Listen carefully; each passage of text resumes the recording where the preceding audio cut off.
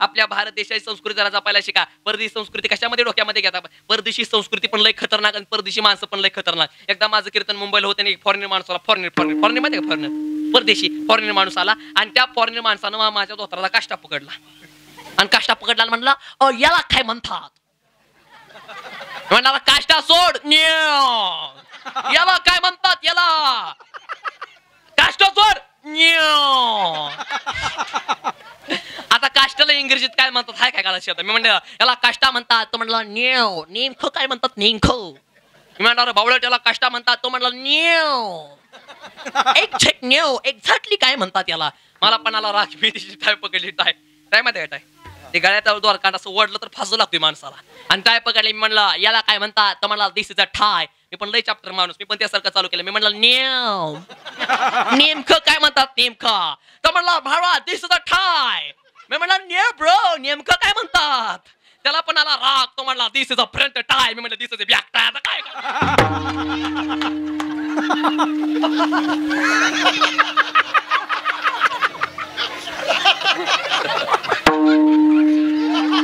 काय करत सांगा? अवघड आहे का नाही सांगा? अवघड आहे का नाही सांगा? परत कीर्तन संपलं. जेवायला बसलो. ती माझ्याकडलं जेवायला बसलं. जेवायला तर पुरणपोळी आणि दूध. पुण्यालेकावर धार विठ्ठल चालू झाला. आमच्या वानका अर्ध्या पळे संपले वारकऱ्यांनी. म्हणजे फॉरेनर होतं ना फॉरेनर, ते नुसतं ताटाकडे असं बघायचं. मला लक्षात आलं कशामध्ये काय बुडून खाऊ ह्याला काय मेळ बसत नाही. मी त्याच्या भाषेमध्ये म्हणलो काय? त्याच्या भाषेमध्ये सुरू करा जेवायला सुरू करा. तो म्हणला मला सुरू करा पण कसं करा? मी म्हणलं पुळी घ्या, दुधात बुडवा, थोड्यात टाका, सुरू करा. तो म्हणला महाराज सुरू करा पण अडचण आहे. मी म्हणलं काय? तो म्हणलं महाराज पुळी चौकोळीन प्याकाय आणि पुळी त्यामध्ये पुराण केलंच कस काय? मी म्हणलं बावळट आहे काढण्यासाठी तुला भारत देशात जन्म घ्यावा लागेल. काय करता सांगा बरं महाराज? एकदा परदेशी बाई एकदा पंढरपुरात आली आणि ती म्हणली वाव इट्स वंडरफुल. काय म्हणली? Wow it's wonderful. आपल्या 4-5 म्हाताऱ्या बाई आल्या आणि म्हणल्या हे भवानी हे वंडरफुल ना हे पंढरपूर आहे. काय करता?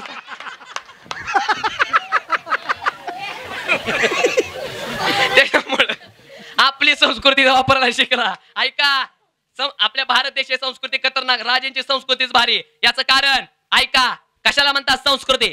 स्वतःच्या ताटातला घास स्वतःच्या मुखात टाकणं त्याला प्रकृती असं म्हणतात.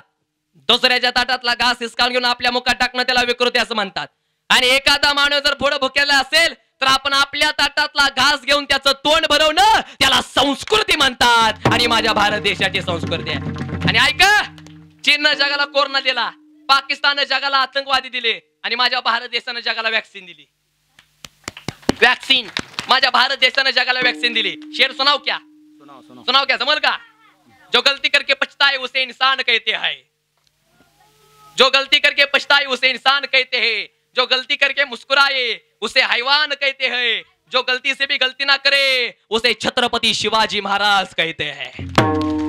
जो गलती से भी गलती ना करे उन्हें छत्रपति शिवाजी महाराज कहते हैं. जो गलती पे ही गलती करे उसे पाकिस्तान कहते हैं. और पाकिस्तान की गलती को जो माफ करे उसे हमारा हिंदुस्तान कहते हैं. विठाला